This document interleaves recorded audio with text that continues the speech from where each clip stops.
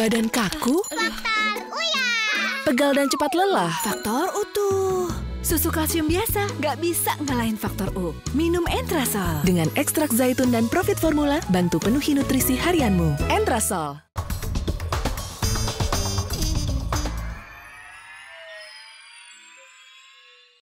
Dipersembahkan oleh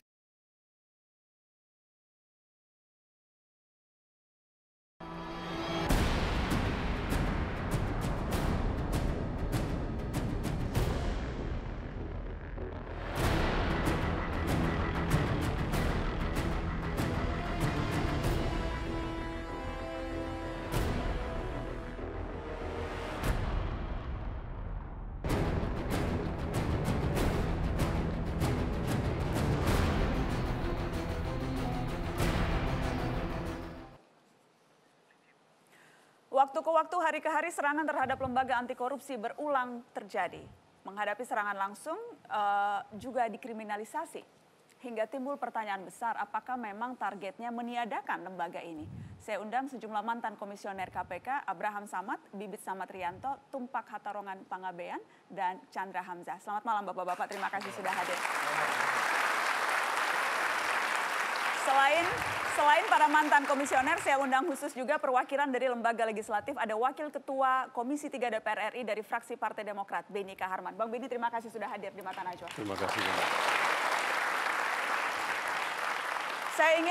Saya ingin kita berkaca dari berbagai kasus yang terjadi di masa Bapak-Bapak memimpin KPK. Ada kriminalisasi dan kemudian juga ada teror-teror yang diarahkan. Saya ke Bang Chandra, berkaca dari berbagai peristiwa itu.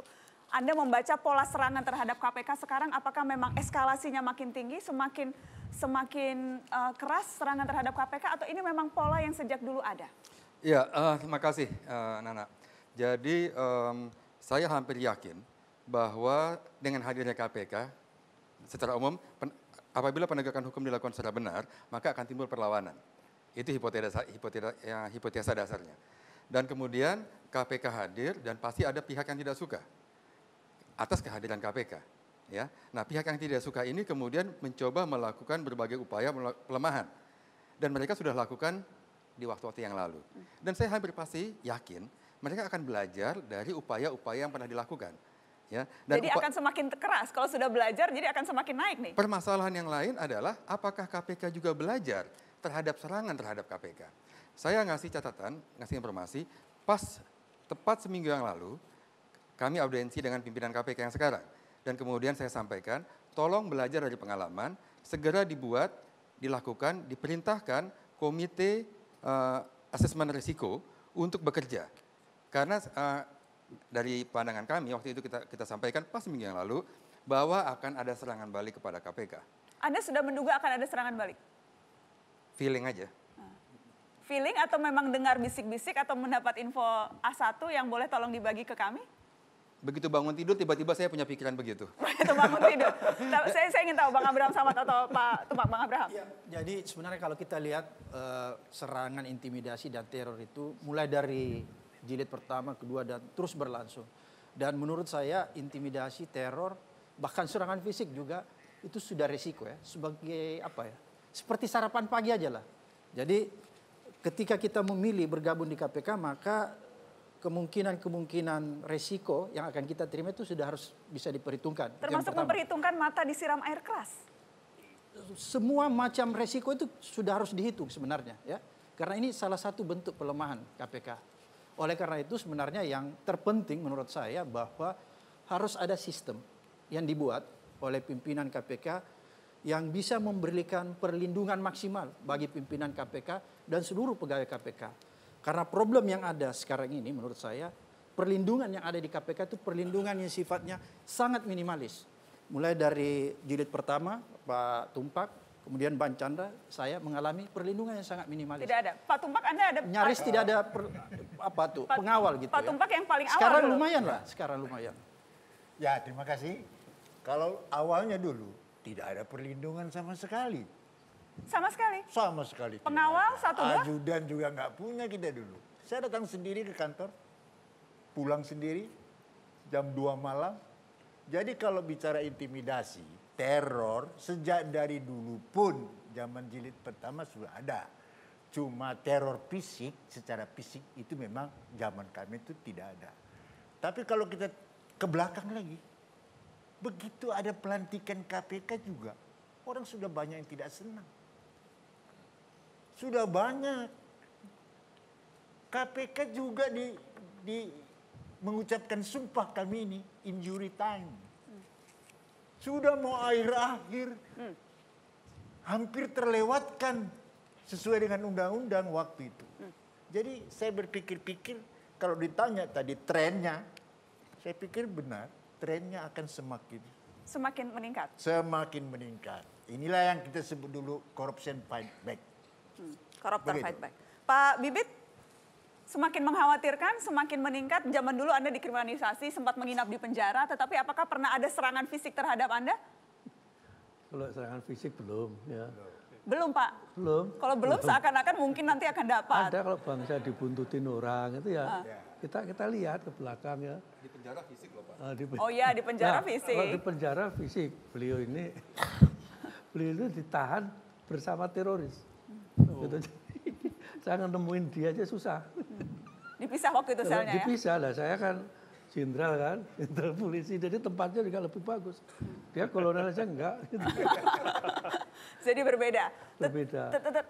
Saya ingin bukan minta berspekulasi Pak Bibit. Sebab tadi kan teman-teman sudah bicara, ini dilakukan secara sistematis, orangnya tampaknya profesional, rapi, terencana, mungkin saja dilakukan organisasi, bahkan kenapa tidak institusi negara atau kelompok dalam institusi negara. Anda sependapat dengan teori itu?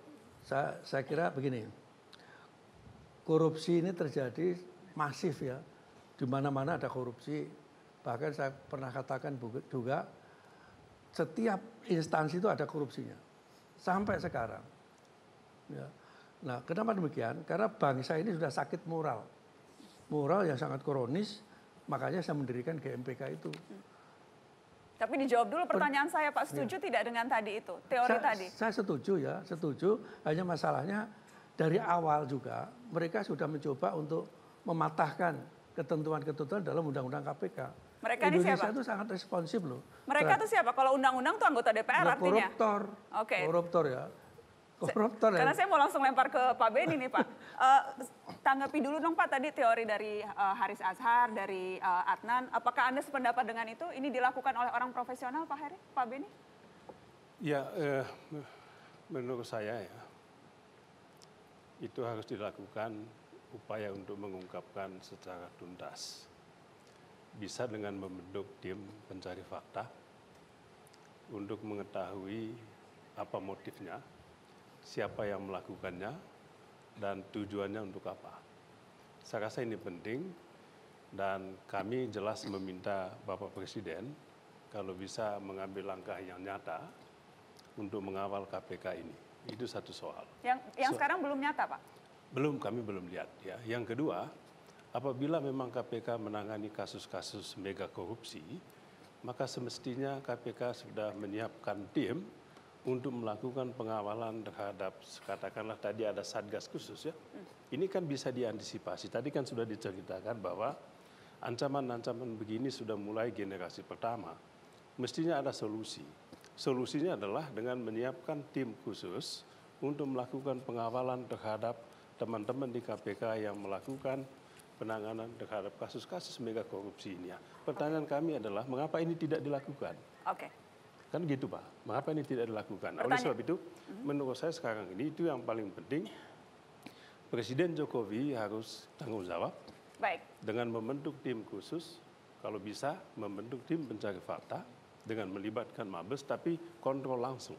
Oke. Kalau itu tidak dilakukan, kita nggak bisa punya hope. Kita akan break untuk headline news dulu. Setelah ini ada banyak pertanyaan yang harus dijawab oleh Febri. Apakah memang pengamanannya ditambahkan? Apakah setuju ada tim khusus untuk membuka kasus ini? Jangan kemana-mana, tetap di Mata Najwa setelah headline news.